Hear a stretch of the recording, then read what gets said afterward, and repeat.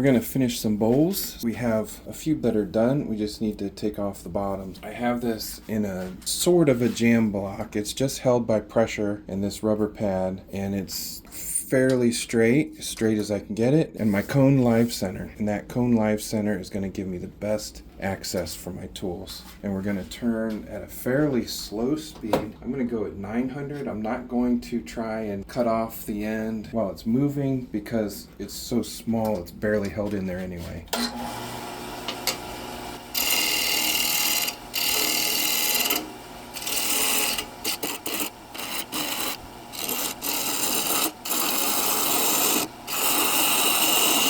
I am using my bowl gouge because it is in bowl orientation. The grain is going sideways, so you don't want to use your spindle tools, you want to use your bowl tools.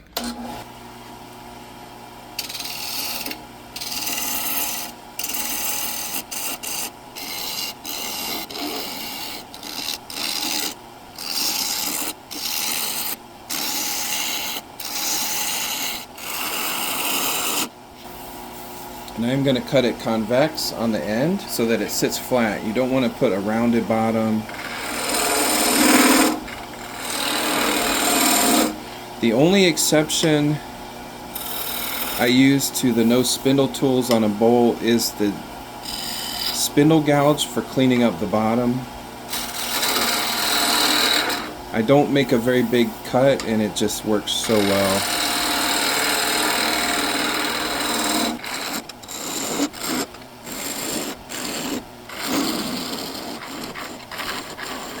We're going to stop there so I can polish the rest of the bowl.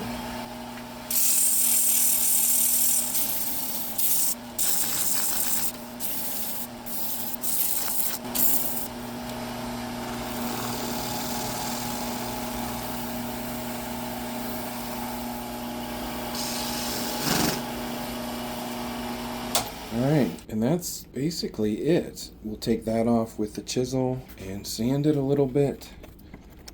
But that is our little bowl. I'm going to try something because I've always wanted to try it. I'm going to use my diagonal cutters and see if I can get most of this off. Oh, look at that. Yeah. So that's a lot easier. And then maybe just kind of scrape some of that out of there. We're going to start doing that. Use your diagonal cutters like 2 chisels. We'll get the sander out or maybe even sand that by hand. There's just a little bit left. We're going to put our second bowl up here.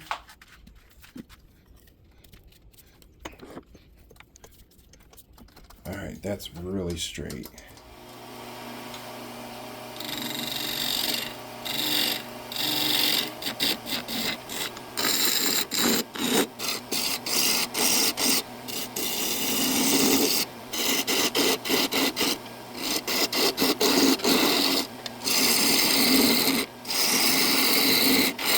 Again, I'm doing a little bit of concave. I don't want the bowl to fly off, so I'm just cutting a little bit at a time.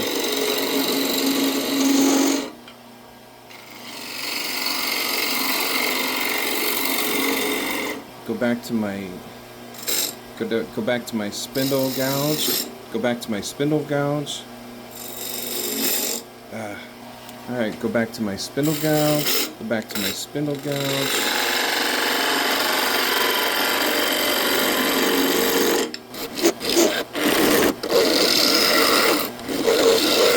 There's something it's catching on. It's like the grain changes right there. Let's go back to our bowl gouge.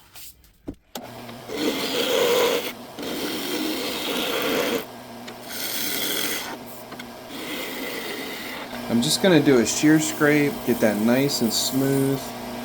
We'll start over here. You can go both directions with the shear scrape.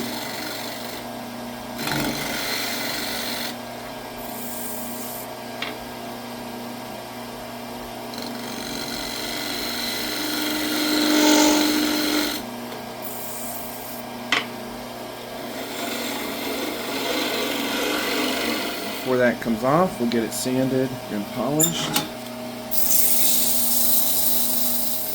Let's put a shelf on there.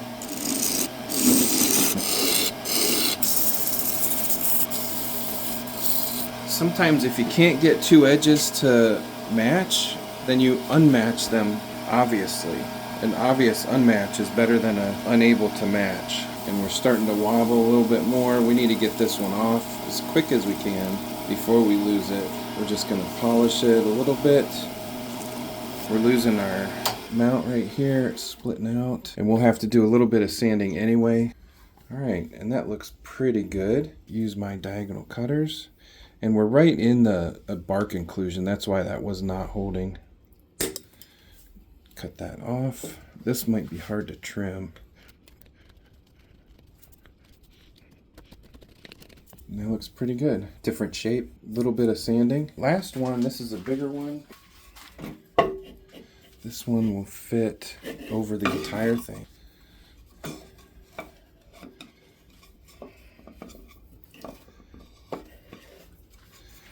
Alright, I always try to mark the center or leave it marked.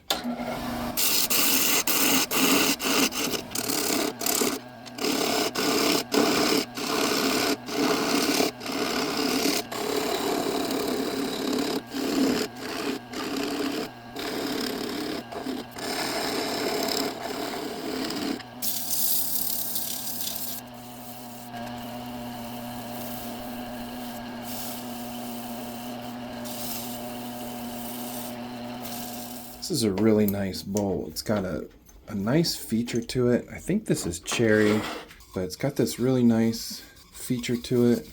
We'll go back to our diagonal cutters. If you ever see anybody using anything other than diagonal cutters, say, hey, a better way to do that. This is a little bit bigger, but look at that. It comes right off. And it doesn't go down, it always goes up, which is good. We don't want a hole. We want to be able to trim off what we don't want.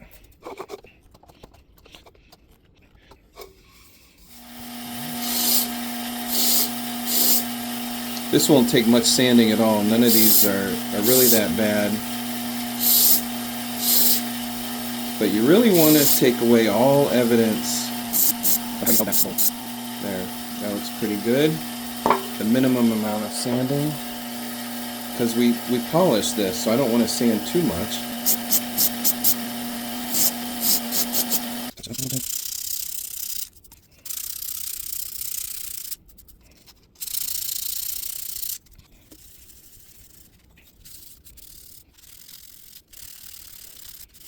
Alright, that's it. Finished 3 bowls. Hey, you just want to do what you do. You know, be a perfectionist, do the bare minimum. It's really up to you. Some of these, like this one's not polished bowl. It's kind of rough, more rustic. These are more polished and maybe a new age type shape, different applications. So, however you want them to look, that's how you need to do it. What looks good to you is probably right. Stay tuned until after this commercial break to see how we made these bowls during a live stream. Today I upgraded the headlights of this 2017 Chevy Cruze from the old incandescent bulbs to a brand new set of Rimthin LED headlights. I mean, it's during the day, yeah, but that is the halogen. Okay. And this is the LED. Like, it's so much whiter. Ooh, yes. All right, we're gonna put the other side in. You can easily find out which light bulbs to use at the rimthin.com website. You just plug in the year, make, and model of your car, and you put in the position of light you're looking for. In all honesty, I was skeptical if I could change these headlights without any problems. I am sold now. It was not that hard, and they look great. I wish I could show you the full install, but there's barely any room to work, let alone get a camera in there. It's tight, but the good news is the process is simple. Once you get your hand in there, you just twist the old bulb counterclockwise to release it, pull the old bulb out of the socket, grab your new Rimthin LED bulb. They're awesome because they're truly plug and play. No bulky transformers, no resistors, no extra wiring. They actually have a cooling fan built into the lamp. Just plug the new LED bulb into the factory socket, twist it back into the headlight housing, put the dust cover back on, and you're done. That's it. Check out the difference. Nice, everything works. Those are bright. So much brighter than the other ones, the incandescent. They're so bright. That's crazy.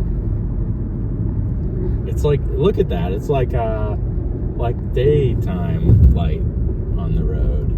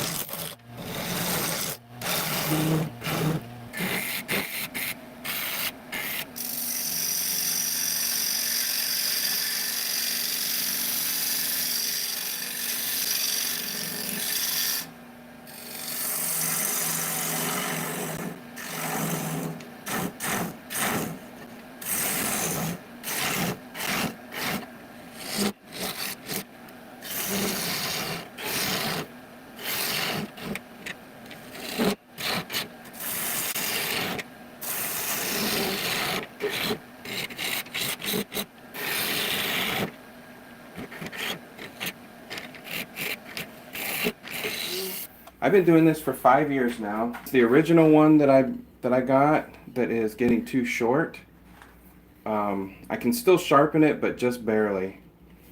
And then I got the new one that's much longer. So that's how much I've used in 5 years. Now I don't turn every day. I don't do bowls all the time, but taking quite a bit off of that. I'm gonna go a little bit deeper, not too much.